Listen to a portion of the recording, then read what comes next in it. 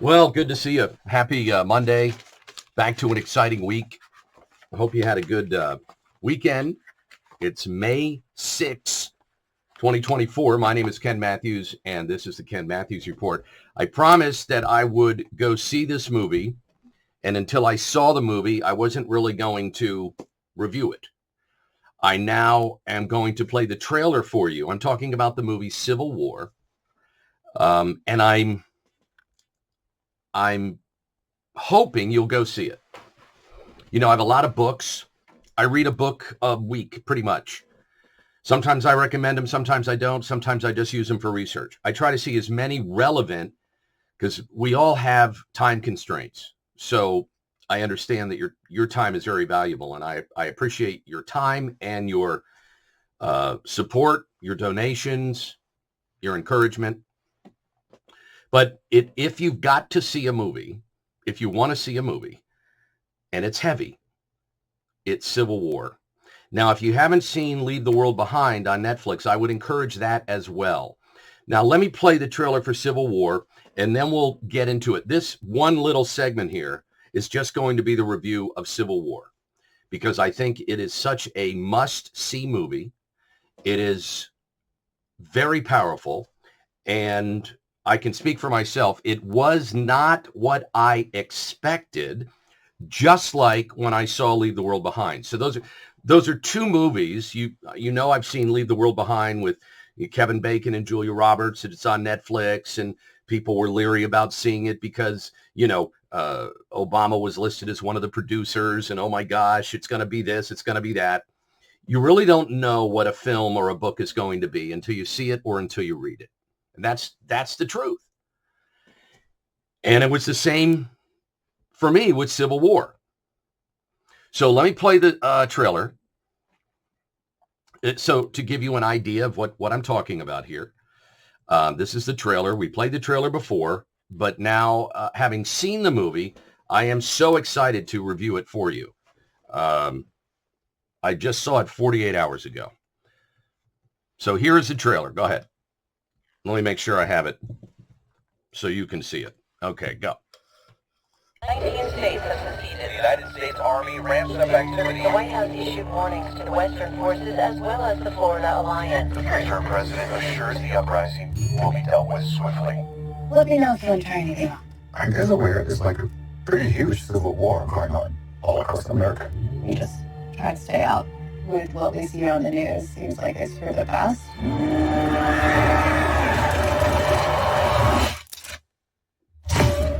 Citizens of America, the so-called Western forces of Texas and California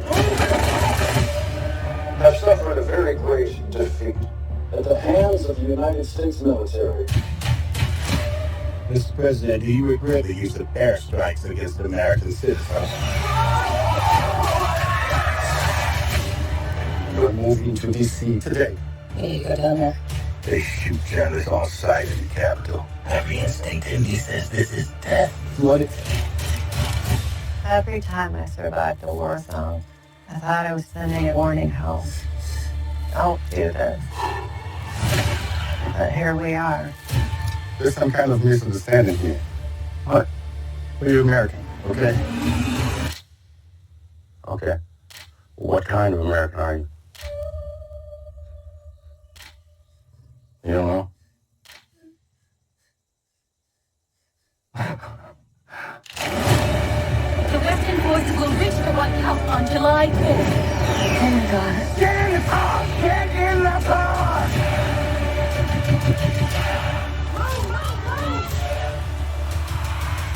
You're gonna hang back. I'm not hanging back. One nation, under God, indivisible, with liberty and justice for all.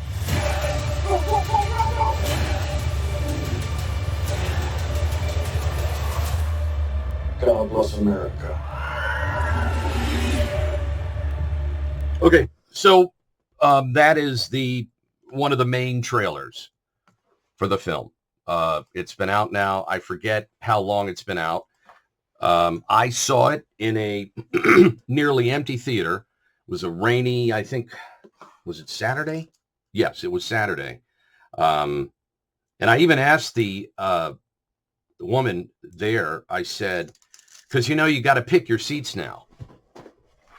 You can pick your friends. Well, no, you can't pick yeah, you can pick your friends. You can pick your seat. You can pick your nose, but you can't pick your family. Isn't that how the saying goes? That was so weird. That was just weird. So I said, it looks like there's only like 5 people in the theater. And they said, yeah.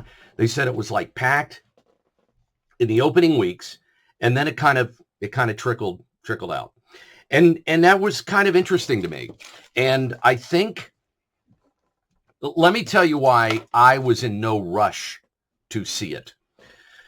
Because I did a lot of reading on it, and I made the mistake of listening to people that just were not analyzing, but opinionizing. And I think there's something different between the two. And don't worry, we're not going to drag this on for the whole show. This is just the movie review that I promised. And then I'm just going to post this separately if people care about my opinion of the movie or whatever. But the thing that was so interesting, first of all, I took a ton of notes because I'm a geek and that's what I do.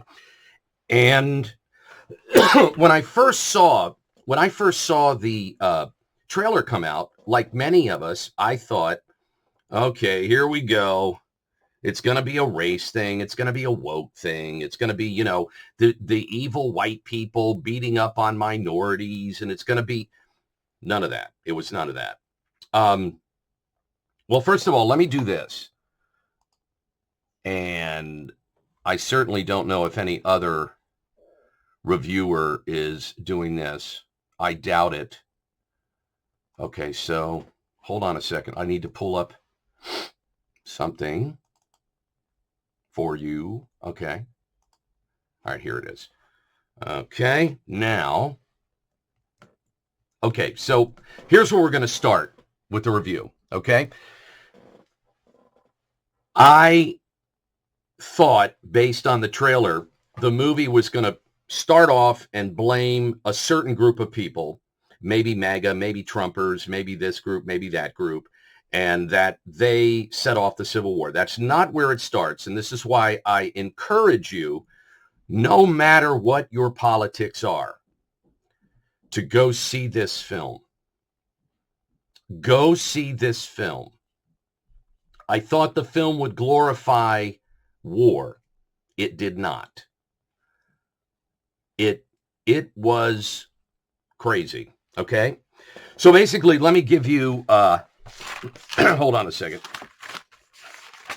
All right, here we go. Let me set the stage for you here as we review the movie Civil War. So this is the map of the new or the current landscape in this movie. Okay, you've got in the south, the red is the Florida Alliance, and then in the northwest, the yellow, that is called the New People's Army.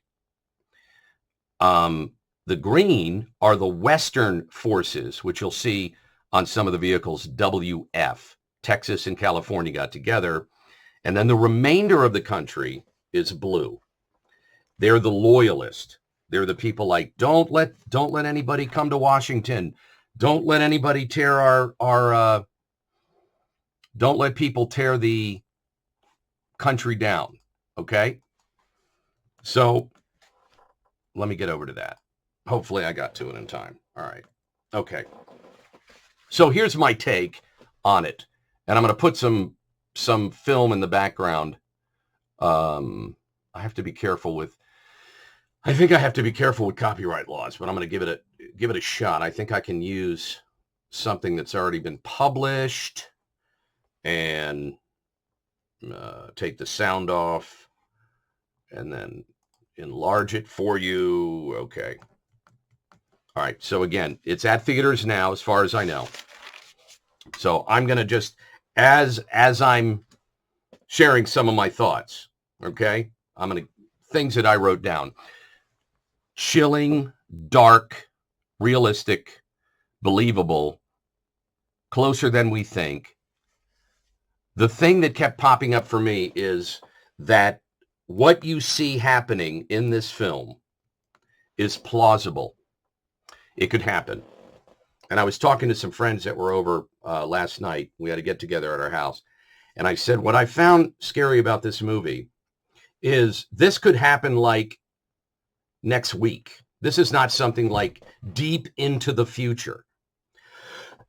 And I think what is so amazing about it, and it was not what I expected. Again, the film was not what I expected.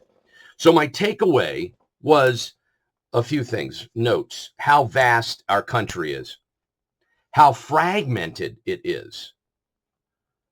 And not just politically, it's just our country is so big. You could be peacefully living on a farm or a ranch in one state, and another state could be completely in flames, much like Europe. You know, I think we forget how big our country is. So when you see this movie, you realize the diversity of our country, the size of it, the scope, and something else that jumped out to me in this is the devaluation of human life. And this is where we are now, I think, in this country. We have devalued human life. And I'm not going to get into a bunch of woke stuff. You know why? Because they didn't. And this is why I was so, I think this is why it moved me, because at no point during this movie did I say, oh my God, I can't believe they're doing this again. Or I can't believe they're talking woke again. Or I knew they would blame this person. None of that happened in the movie. You know what this movie said? To me, this movie said, everything you need to do, avoid war, because it's going to suck for everybody. It's going to suck. That's what this movie said. You don't leave this movie, at least I didn't. You don't leave this movie saying, yeah, man, let's rip some shit up. No, no, no. You leave this movie saying, number one, this could happen. And number two, I pray to God Almighty that it doesn't. Because this movie is so frightening in its scope and reality. And I'm not going to go into details on how they made it, because I'm a movie geek. So as soon as I got home, I started researching the movie. I looked at interviews with all the actors and the producers, and I didn't read any reviews until after I did mine. My takeaway is, and I felt good about this one, photojournalists, good ones, are invaluable. So basically what this is, it's a road trip. This is a road trip movie. It's 4 journalists from different generations. Okay? Each generation, age, and you could say diversity is very represented. There's 4 in the car. They all have different attitudes about war and about covering it. The youngest is the most vulnerable. She's 23. Great actress. And Kirsten Dunst takes her under her wing. Kirsten Dunst is a seasoned war reporter. She knows how to compartmentalize the horror that she sees. And you're going to see horror in this movie that you've never seen in another war movie. And the reason I think it's so horrible, for obvious reasons, because it's happening to us. Think about all the war movies we've seen, or I've seen, or you've seen, or whatever. You know, it's not about Vietnam. It's not about Afghanistan. It's not about the Navy SEALs in Iraq or the South American coup or World War II. This is your home, your house, your mall. And they don't waste time telling you, well, here's who started it. It was Senator so-and-so and the talk radio guy, and it was those leftist. No.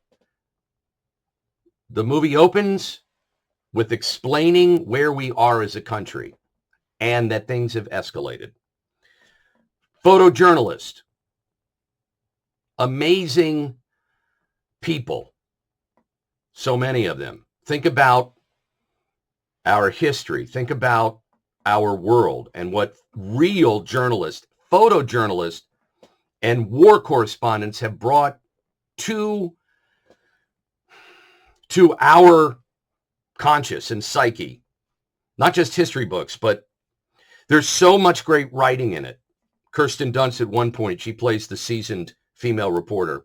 There's an older black reporter that was her mentor, a black man. And then there's this Brazilian accent guy. He's like in the middle. He's like probably 40-ish.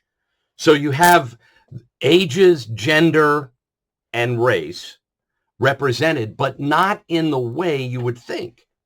Not in the way you'd see on some piece of garbage show like The View.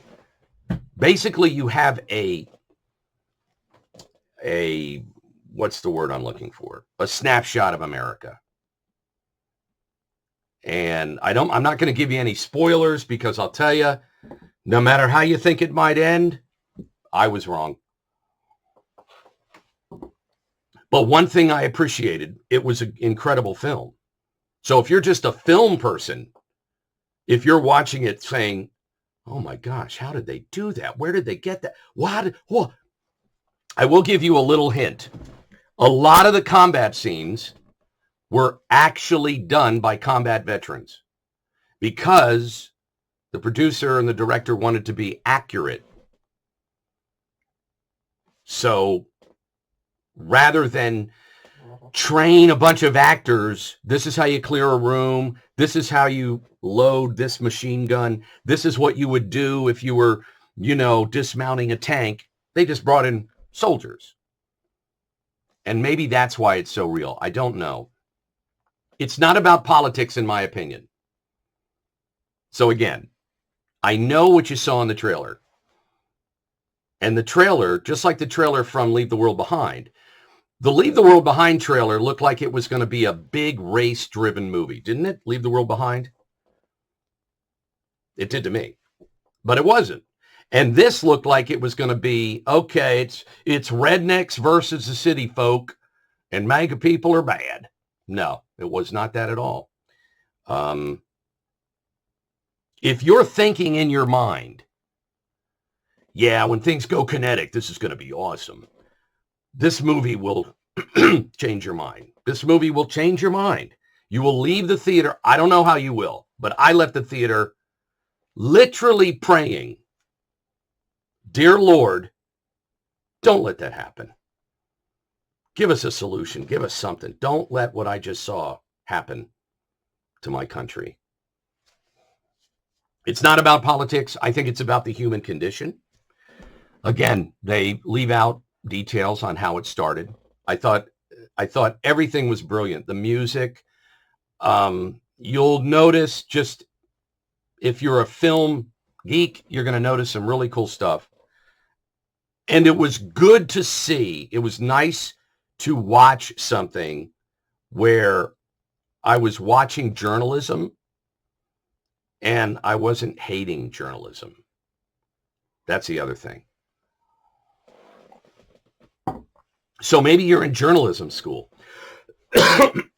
or maybe you don't know where you are on this whole Civil War vibe that's permeating.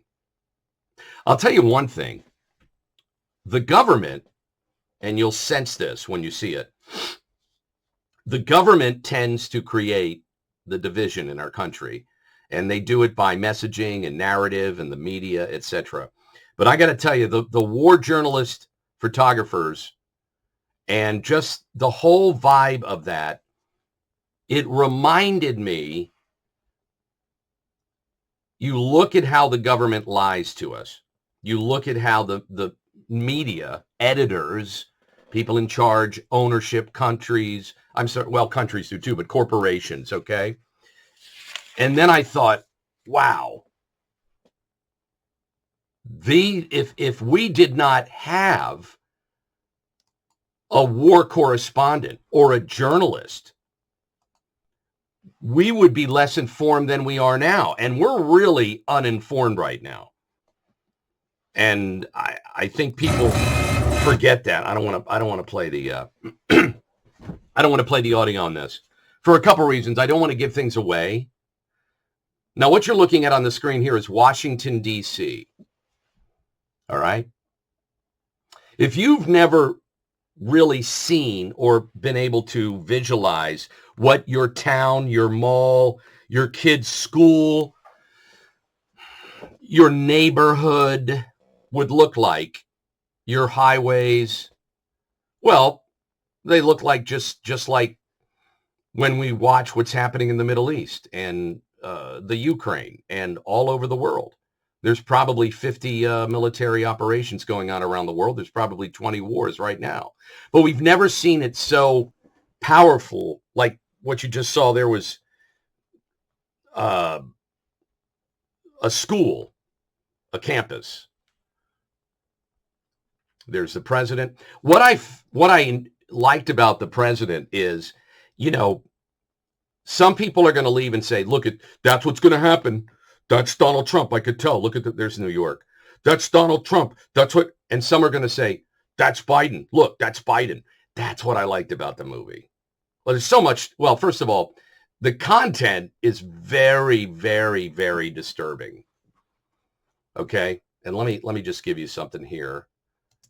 Let me see if I can find that again.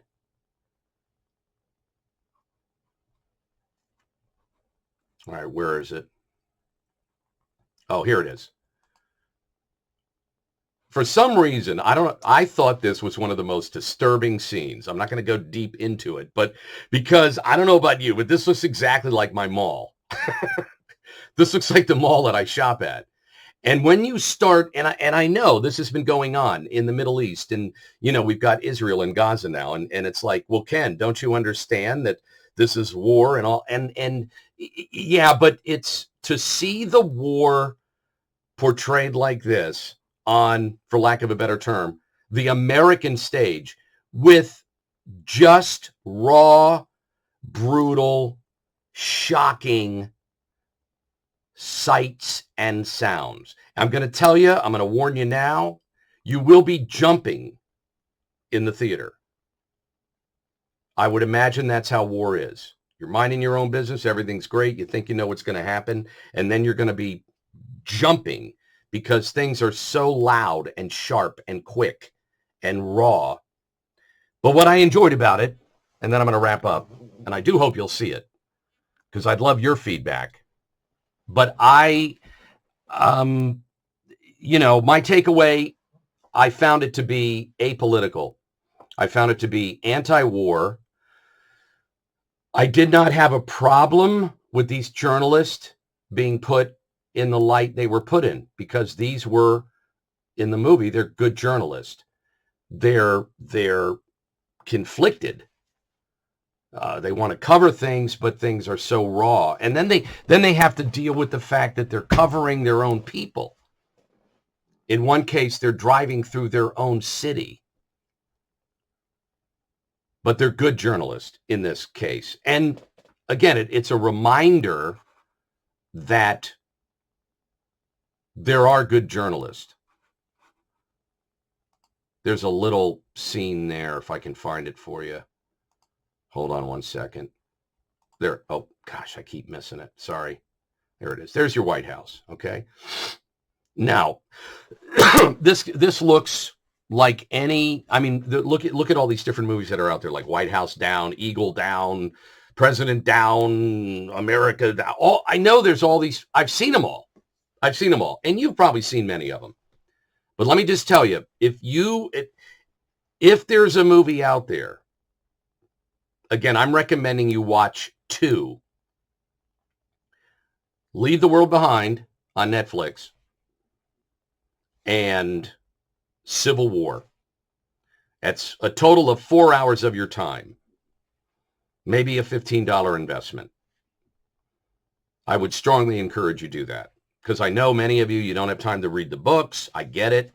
You don't have time to see every bit of video and media and opinion and analysis. That's my job to bring that to you. But I enjoyed the movie from an educational standpoint because there were no woke lectures. The movie really didn't walk around with this guy's a liberal, this guy's a conservative. Oh, I know what they're thinking. I know why that happened. No. And that's what should concern you, because we've allowed the government to not only divide us. Those are all my notes, so I'm about done now, so you can relax. We've allowed the government to divide us, and no matter how horrible something is, they always attach it to somebody else.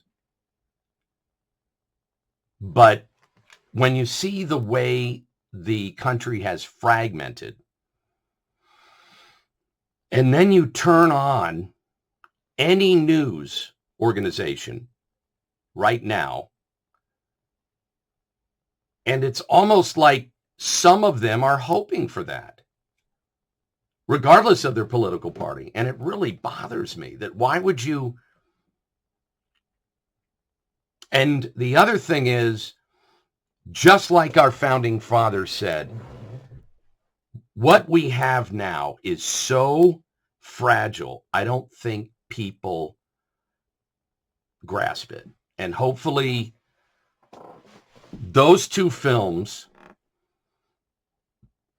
will help you see things not in the light of propaganda. And you may see it and think it's propaganda. I don't think it is. I mean, there's a lot of war movies out there that are propaganda. There's war movies out there that glorify war. I was talking about this last night with some guys that were over, some friends that were over. We were talking about the first time we saw Top Gun. Top Gun is like the most high-profile recruitment war film in the history of everything. I mean, I know pilots personally that I went to high school with, that they saw Top Gun and they went and became a naval aviator. This is not one of those movies. This is a movie that says, I don't know what caused this, but whatever it is, we better not let it happen, because we ain't coming back. We're not coming back from it. We're not. So that's the right message. That's the right message. The message is, pray to God Almighty that where we are now, 6 months from, God, I hope it's not another stolen election, but it's a 50-50 chance. But pray that does not happen in that movie. But if you see the movie, at least you'll have an idea. You'll have an idea of what it looks like, especially if you're a layman, which I am. I've never been in combat. I've never been at war, in war. And I've certainly never been at combat in my own neighborhood or the mall or my kid's school. But if you want to taste it, objectively, I would recommend this movie. And that's the review. Now, I'm going to start the show. So we'll be right back with the Monday, May 6th edition of the Ken Matthews Report.